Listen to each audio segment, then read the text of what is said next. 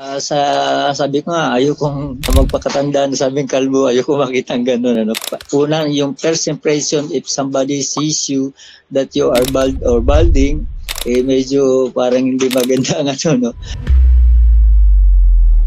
Sabi ko nga, ayokong magpakatanda na sabing kalbo, ayoko makita ang gano'n. Ano. Kasi I'm still engaged in teaching profession. Kasi nga, as a instructor, and I've been teaching so many subjects. That's why I'm encountering so different types of mga trainees, students. I must be presentable, of course. Sabi nga, yung hair is the most, sabi natin, impressive for a person.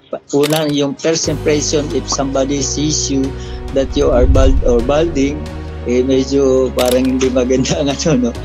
Ang reception. That's why sabi ko, as much possible, I got to maintain this because as right now, I've been facing different types of people, mga technical people. That's why, and I also yung mga estudyante.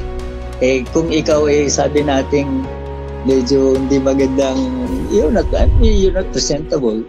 Sabi na parang hindi magandang, parang yung respect ba. But anyway, I enjoyed it.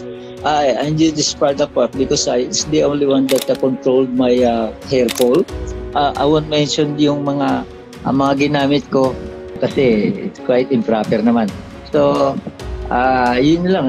Thank you so much for the product ninyong parang giveaway.